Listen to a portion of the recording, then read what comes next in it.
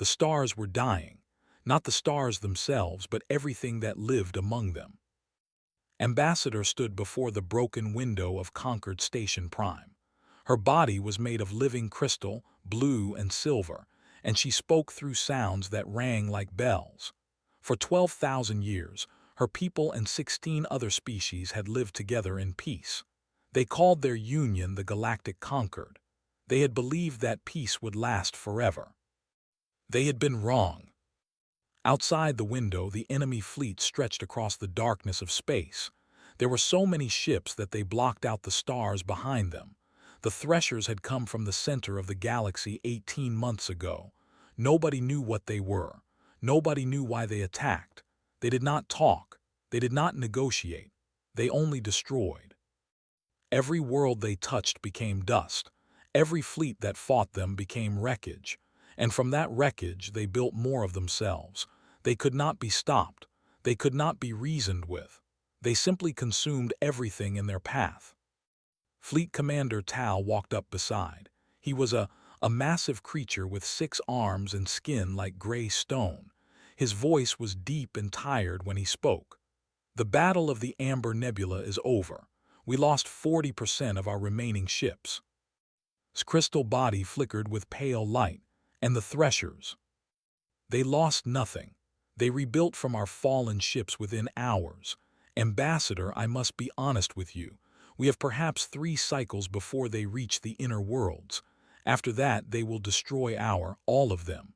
There is nothing left that can stop them. The words hung in the air like a death sentence. Around the room, representatives of every species in the Concord sat in silence. Some were crying. Some were praying to gods that had not answered. Some simply stared at nothing, their minds already broken by despair. It was then that elder mathematician spoke. Was an insect-like creature with a hard shell and many legs. She was very old, nearly 1,000 years, and she had seen many terrible things in her long life. But even she looked afraid as she spoke her next words. There is one option we have not considered. The room went quiet, turned to look at the old mathematician. What option? His voice clicked and buzzed. The silence that followed was different from before. It was not the silence of despair. It was the silence of fear. Every species in the room knew exactly what meant. Sol 3, Earth, the of the humans. 400 years ago, the Conquered had discovered Earth. What they found there had terrified them. The planet itself was a nightmare. Gravity so strong it crushed bones. An atmosphere filled with oxygen, a gas that could burn and destroy. Water everywhere covering most of the surface. And life that fought constantly, killing and eating each other just to survive. But the humans were the worst part. They were not the biggest creatures on their world. They were not the strongest or the fastest, but they had survived everything their planet threw at them. Ice ages that lasted thousands of years, diseases that killed millions, predators that hunted them in the darkness, and worst of all, they had survived each other.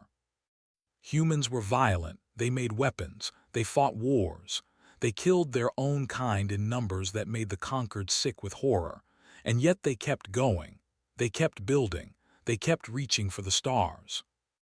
The Conquered had voted unanimously to quarantine Earth. They built an energy barrier around the entire solar system. No one could enter. No one could leave. The humans were sealed away from the rest of the galaxy forever. Because the Conquered believed that if humans ever escaped, they would destroy everything. "You cannot be serious," said one of the other ambassadors. He was a Pelian, a small creature with soft fur and large eyes. His entire body was shaking. "The humans are monsters. You saw the recordings. They fight wars for fun. They torture each other. They even eat other intelligent creatures." "That last part is not confirmed," said calmly. "It does not matter. They are too dangerous. If we release them, they will destroy us." Raised her hand for silence. Her crystal form rang with a clear, sad note. "The Threshers will destroy us in 3 cycles. What difference does it make?" "At least with the Threshers, death is quick," the Pelian whispered. With humans, who knows what they would do to us? Fleet Commander Tal stepped forward. His massive body cast a shadow over the smaller species. I have fought the Threshers for 18 months. I have watched my officers die. I have seen entire worlds consumed. And I tell you now, I would rather take my chances with the humans than face certain extinction. But we locked them away, another ambassador shouted. We treated them like animals. Do you really think they will help us after what we did? Nobody had an answer for that question. The truth was, no one knew what the humans would do. The quarantine had been complete. No signals in or out. No observation drones. For 400 years, humanity had been alone, trapped in their little corner of space. What had they become in that time? Had they grown more peaceful, or had they become even more dangerous? There was only one way to find out. Made her decision, I will go. The room erupted in noise. Protests, warnings, cries of disbelief. But raised her hands again, and the ringing of her crystal body silenced them all. My species can survive on high-gravity worlds. I can breathe their atmosphere with proper equipment. And someone must go. Someone must ask. If I fail, if they kill me, if they refuse to help, then we are no worse than we were before. But if I succeed, if there is even the smallest chance that the humans will fight for us, then we must try. Elder clicked her legs together slowly. You would beg for help from the very creatures we imprisoned. Yes, said simply. I would crawl on my belly through broken glass if it would save my people. Would you not do the same for yours? No one answered, but no one stopped her either. 3 hours later, ship left Concord Station Prime. She flew toward the Sol barrier, toward Earth, toward the most dangerous species the galaxy had ever known. Behind her, the Threshers continued their advance. Worlds fell silent, one by one. Billions died, and with every passing hour, the darkness grew closer to the heart of the conquered. Did not look back, she could not afford to. Her only hope, the galaxy's only hope, lay ahead. In the hands of the journey to Earth took 11 days. 11 days of traveling through empty space at the fastest speed ship could manage. 11 days of watching the communication channels, listening to the desperate voices of her people as more worlds fell to the Threshers. 11 days of wondering if she was flying toward salvation or toward something even worse. On the 8th day, the colony world went silent. 2 billion dead in a single afternoon. On the 9th day, the Threshers destroyed the shipyards at 4. On the 10th day, they reached the agricultural worlds of the Pelian cluster and began to feed. On the 11th day, reached the Sol barrier. It was invisible to most sensors, but she could feel it. A wall of energy surrounding the entire solar system. Inside that wall, trapped for 4 centuries, the humans had lived and grown and done whatever it was that humans did when no one was watching. The Conquered had placed automated defenses around the barrier. Gun platforms, patrol drones, warning beacons that broadcast in every known language, telling travelers to stay away. As approached, the defenses powered up and aimed at her ship. She transmitted her diplomatic codes and waited. After a long moment, the weapons powered down. The barrier opened just enough to let her through, and flew into the territory of the solar system was not what she expected. The old surveys had shown a primitive world with basic technology, rockets that could barely reach their own moon, radio signals leaking into space, a species just beginning to understand the universe around them. That was 400 years ago. Now, as flew toward the 3rd planet, she saw things that made her crystal body vibrate with fear. There were stations in orbit around every planet. Ships moved through the system in patterns that suggested heavy traffic.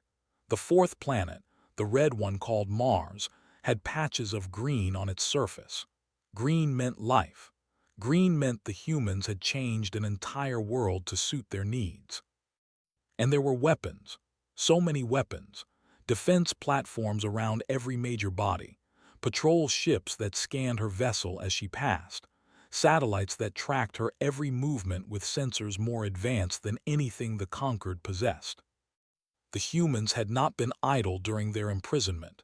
They had been preparing. Landed on Earth in a place called Geneva, her ship system screamed warnings at her as she descended through the atmosphere. The gravity was crushing. The air was thick with oxygen. The temperature swung wildly between extremes. Everything about this world was designed to kill. And yet, as she looked out the window of her ship, she saw cities, millions of buildings, billions of humans going about their daily lives. They had not merely survived on this death world. They had built a civilization. A group of humans met her at the landing pad. They wore dark suits and carried weapons openly. Their faces showed no emotion as they led her through the city to a large building with many flags flying outside. Inside, a woman was waiting for her. The woman was called, and she was the Secretary General of something called the United Nations. She was small, even by human standards, with dark hair turning gray at the edges. Her skin was brown and lined with age, but her eyes were sharp and cold, like the eyes of a predator waiting to strike. Ambassador said. Her voice was calm, but there was something dangerous underneath. We have been waiting for this visit for a very long time. Please sit down. Sat, the chair was uncomfortable, designed for human bodies, not hers, but she did not complain. I assume you know why I am here, said. We know everything, smiled, but it was not a friendly smile. Did you think the barrier kept us blind? We have been watching the galaxy for 300 years. We have seen your Conquered. We have seen your technology. We have seen the Threshers. His crystal body pulsed with surprise. You know about the Threshers. We know about everything. We learned to read your communications. We studied your ships when they passed near our system. We reverse-engineered your barrier technology. We have been preparing for the day when we would break free. Leaned forward. But now you come to us. You who locked us in a cage like animals. You who decided that humans were too dangerous to be trusted. Now you want our help. There was no point in lying. Lowered her head. Yes, we are desperate. The Threshers cannot be stopped. Our fleets are destroyed. Our worlds are burning. Without help, we will all die. And you think we should help you after what you did to us? I think you should help us because it is the right thing to do. I think you should help us because if the Threshers destroy the Conquered, they will eventually come for you as well. And I think you should help us because, despite everything the Conquered believed about humans, I do not believe you are monsters. Was quiet for a long moment. Her eyes studied like a scientist studying an interesting specimen. Finally, she spoke. The Conquered was right to fear us. Humans are capable of terrible things. We have committed atrocities that would make your people scream in horror. We have killed each other in numbers beyond counting. We are violent, aggressive, and dangerous. Felt her hope begin to die. But then continued. We are also capable of great kindness, great sacrifice, great love. We protect those who cannot protect themselves. We fight for causes we believe in, and we never ever abandon those who call for help. She stood up and walked to the window. Outside, human aircraft flew across the sky in formation. Their engines roared with power. Show me everything you have on the Threshers, said. Their ships, their weapons, their tactics. Show me where they came from and where they are going. Show me everything. Handed over a data crystal containing all the information the Conquered had gathered. Took it and placed it in a device on her desk. What will you do? Asked. Turned back to face her. For the first time, there was something like warmth in her eyes, something like compassion. We will do what humans have always done, Ambassador. We will fight, we will protect, and we will win. She pressed a button on her desk. Send the message to all military commanders. Operation Exodus is active. We're going to war. Somewhere deep in Crystal Heart, a small light of hope began to glow. They were coming, and the galaxy would never be the same. The Conquered had expected a small force, perhaps a few hundred ships, built with primitive technology, crewed by brave but doomed humans who would fight and die against the Threshers. The military experts had calculated that human vessels might slow the enemy advance by a few weeks at most. It was better than nothing, they said. Every day of delay meant more evacuations, more survivors, more hope. They had underestimated When the Sol barrier fell, the galaxy held its breath. Conquered engineers had deactivated the prison that had held humanity for 4 centuries. Whatever came out would change everything. What came out was an armada. 3,000 warships emerged from human space in perfect formation. They were not primitive. They were not outdated. They were the most advanced vessels anyone had ever seen. Their hulls were thick and heavy, built to survive punishment that would destroy any conquered ship.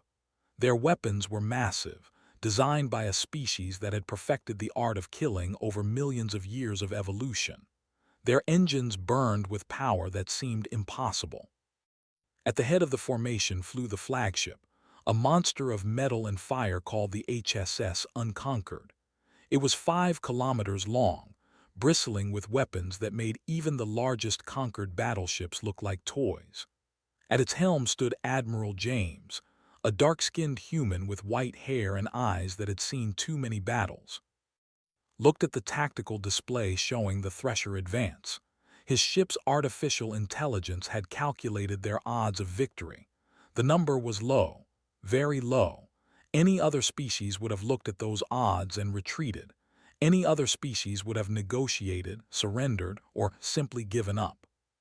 Admiral smiled. "All units," he broadcast across the fleet. "This is Admiral. For 400 years the galaxy locked us away because they were afraid of what we might become. They were right to be afraid, but not of us. Never of us. We are going to teach these Threshers why you never, ever corner a human. All ships, maximum speed. We have a galaxy to save." The human fleet accelerated, and it kept accelerating. Across the Conquered, sensors screamed with warnings.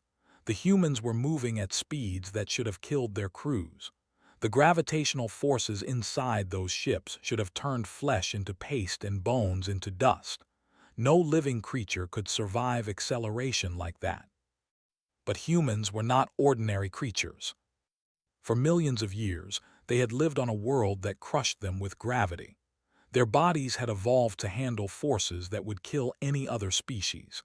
Their hearts pumped blood thick with iron. Their muscles could lift weights that seemed impossible. Their brains processed information faster than any alien could match. And now, freed from their prison, they were using every advantage their death world had given them. Fleet Commander Tal watched the human ships approach on his command screen.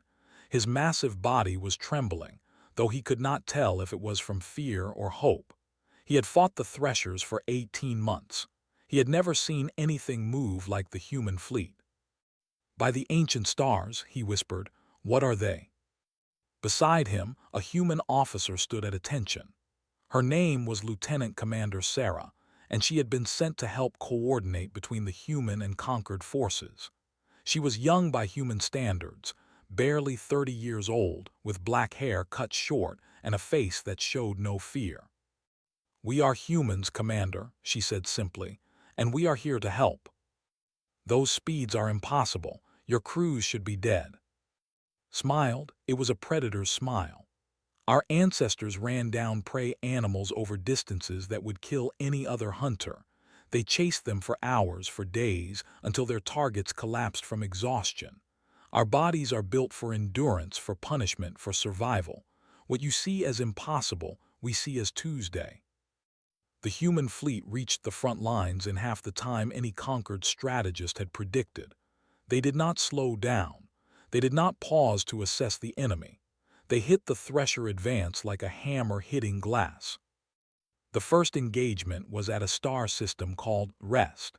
The Threshers had sent a fleet of 500 ships to consume the worlds there.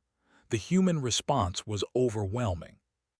Weapons that the Conquered had never imagined tore through Thresher hulls. Missiles that seemed to think for themselves found weak points and exploited them. Fighters piloted by humans in armored suits dove into the heart of the enemy formation, dodging fire that should have been impossible to avoid. And when the humans took damage, they did not retreat. They kept fighting. One human cruiser, the HSS Never Surrender, lost half its weapons in the first minutes of battle. Its captain, a woman named, did not pull back. Instead, she ordered her ship to ram directly into the largest thresher vessel.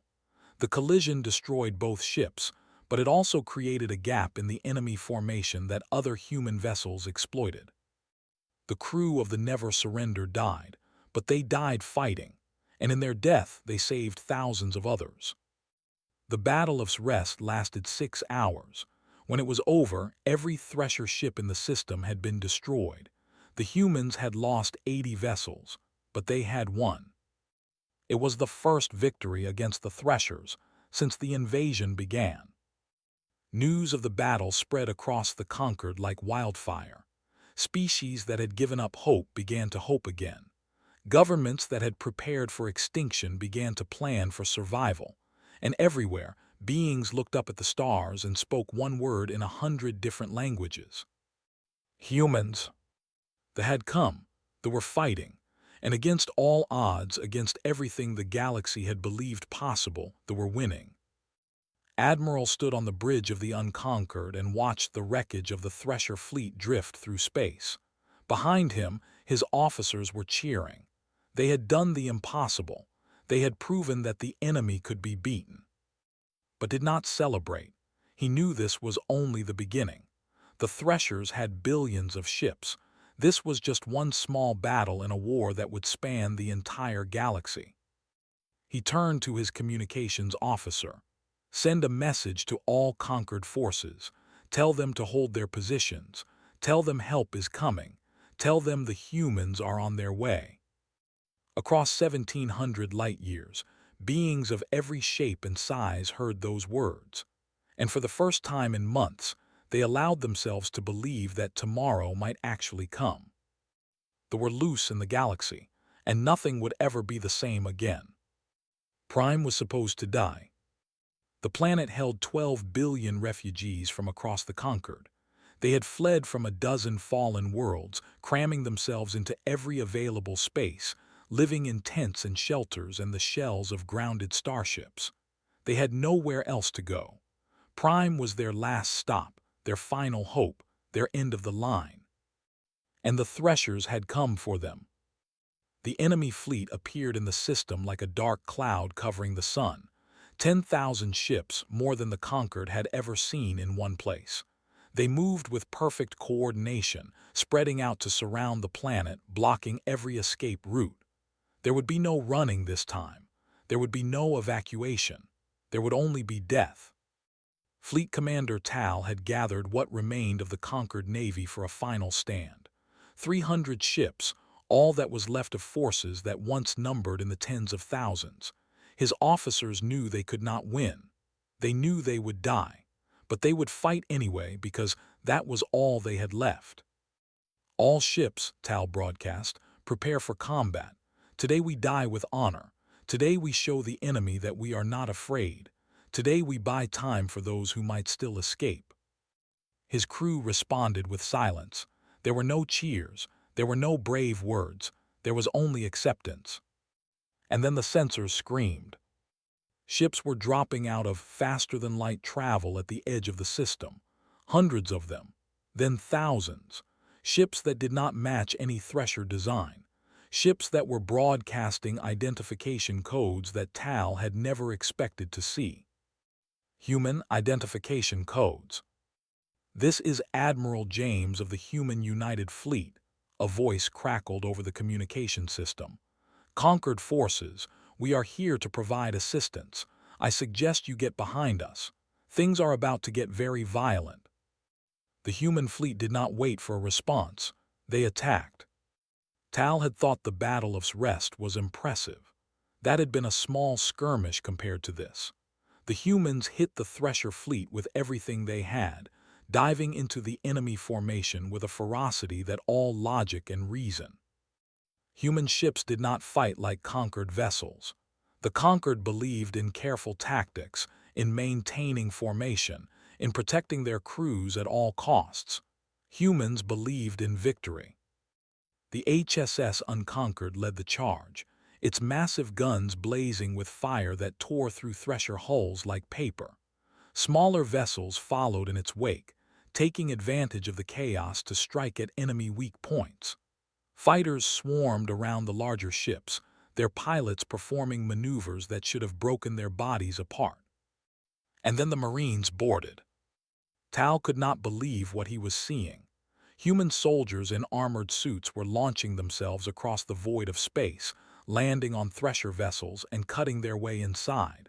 They were fighting the enemy in close combat, hand to hand, blade to blade, inside the ships of a species that had consumed entire worlds. It was insane, it was suicidal, it was glorious. Lieutenant Commander Sarah stood beside Tal on the bridge, watching the battle unfold. Her face showed no fear. Her voice was calm and steady.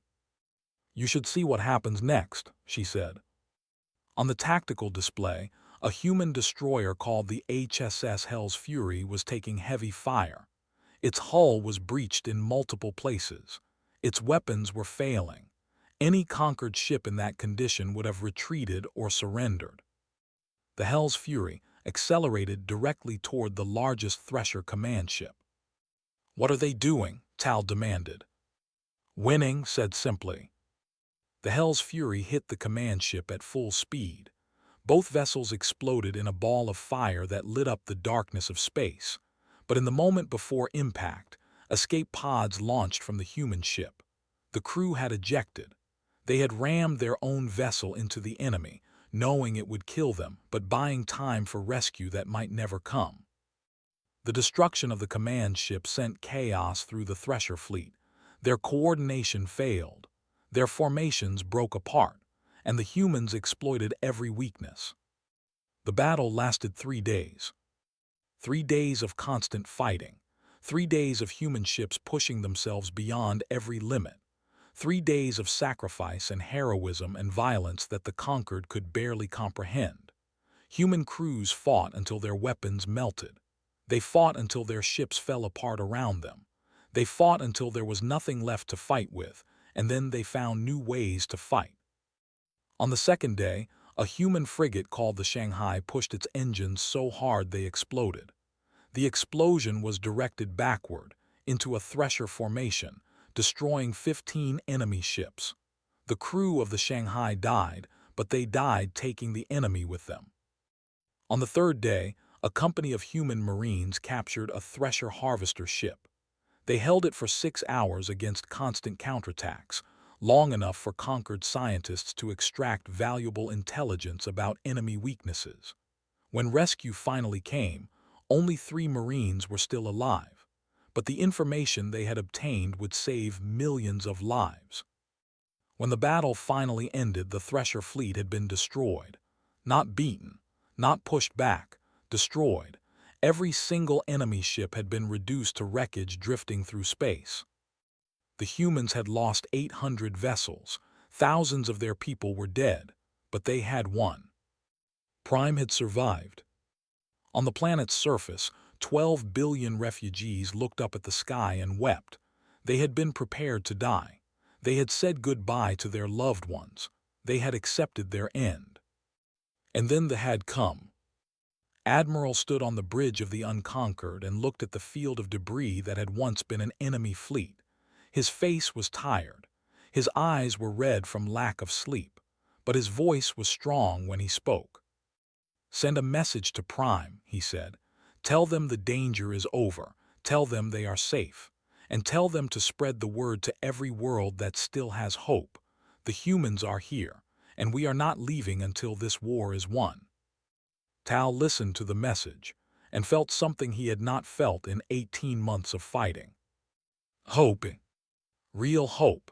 Not the desperate, dying hope of people who knew they were doomed, but the fierce, burning hope of people who believed they could actually win. He turned to Lieutenant Commander. "Your people are insane," he said. Smiled. "We prefer the term determined, Commander.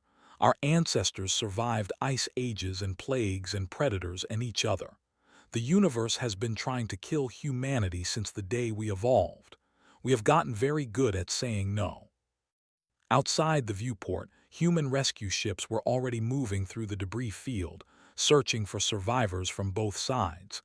Because that was another thing about humans Tal was learning.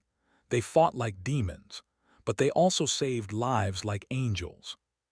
They were not monsters, they were something far more dangerous. They were heroes. The war lasted 18 months after the Battle of Prime. It was not easy. Nothing about fighting the Threshers was ever easy. But with each passing day, with each battle won, the tide turned further in favor of the alliance between humans and the conquered. The humans did not stop at defense. They did not wait for the enemy to come to them. They attacked. They pushed into Thresher territory, liberating worlds that had been marked for consumption, rescuing populations that had given up all hope. They fought with a ferocity that terrified even their allies. And they never, ever gave up.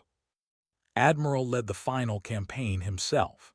The human fleet, reinforced by conquered vessels and crews who had learned to fight the human way, pushed deep into the galactic core. They found the Thresher hidden in a nebula of stolen starlight, a nightmare construction built from the corpses of 1,000 consumed civilizations. The battle for the lasted 2 weeks. It cost the Alliance half of its remaining forces, but when it was over, the Threshers were gone, not defeated, not pushed back, gone. The species that had consumed 100 worlds, that had killed trillions of beings, that had seemed unstoppable, had been erased from existence.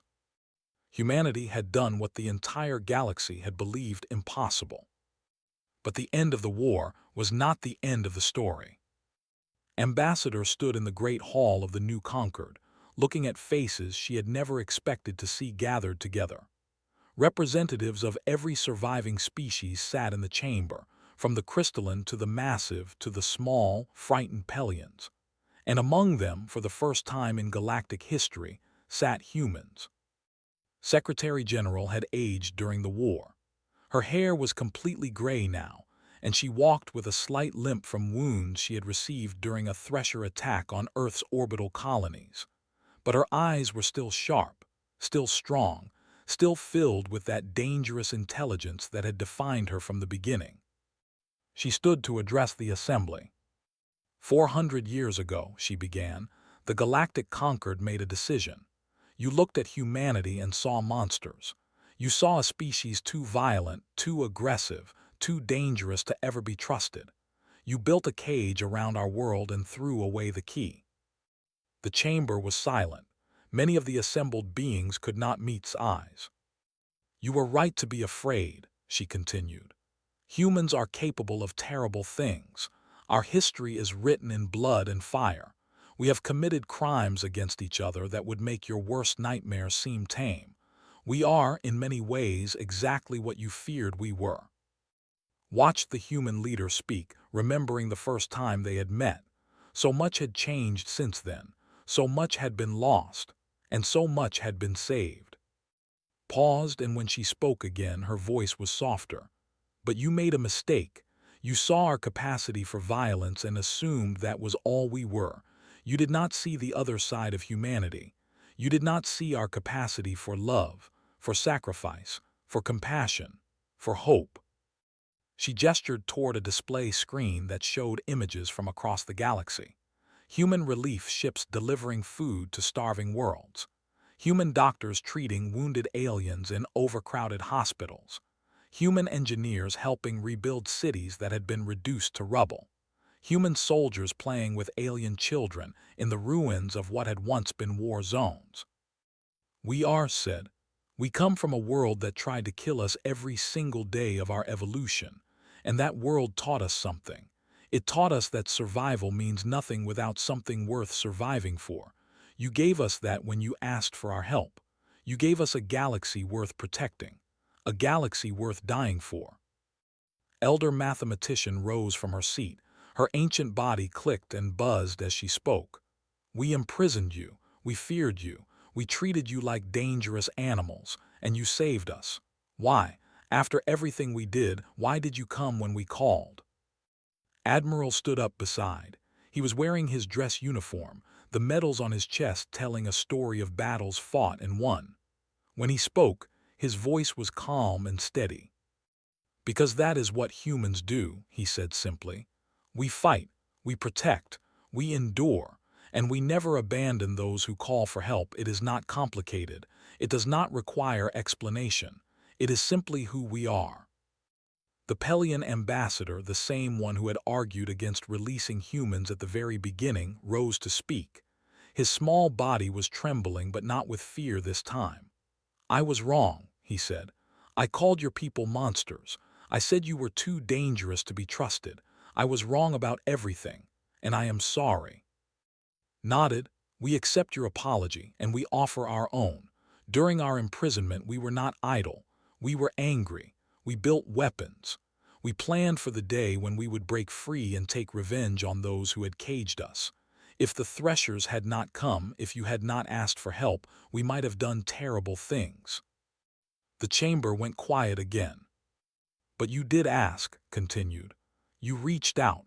You gave us a chance to be something more than our worst impulses, and that made all the difference."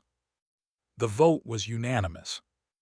The new Concord was born that day, a union of species that had bled together, fought together, and survived together. Humanity was not just accepted as a member. They were given a permanent seat on the Security Council, a voice in every major decision, a role as protectors and guardians of the peace. Found herself standing beside after the ceremony. The human leader looked tired but satisfied. "What happens now?" asked. Smiled. It was a real smile this time, warm and genuine. "Now we rebuild. We heal. We learn to trust each other. It will not be easy. There will be disagreements and conflicts and challenges we cannot imagine, but we will face them together." She looked out the window at the stars. Somewhere out there, human ships were patrolling the borders of civilized space, watching for threats, ready to respond to any call for help. "We spent 400 years alone," said quietly, "trapped, isolated, wondering what we had done wrong, wondering why the universe feared us so much. Now we know the answer. The universe did not fear us. It was saving us for the moment when we would be needed most." His crystal body rang with a clear, pure note. "Do you really believe that?" "I believe that humans make our own meaning," replied. "The universe does not care about us, but we care about each other, and that in the end is all that matters." Years later, when historians wrote about the Thresher War, they would argue about many things. They would debate tactics and strategies and the decisions that had led to victory. They would analyze the economic costs and the political consequences and the social changes that had transformed galactic civilization. But everyone agreed on one thing. When the darkness came, when hope seemed lost, when the galaxy itself was dying, they had answered the call. And they had saved everyone. On 1,000 worlds, in 100 different languages, beings would tell the story to their children. The story of how the most feared species in the galaxy became its greatest heroes. The story of humans. And whenever those children looked up at the stars, they would know that somewhere out there they were watching, protecting, ready. They would never face the darkness alone again.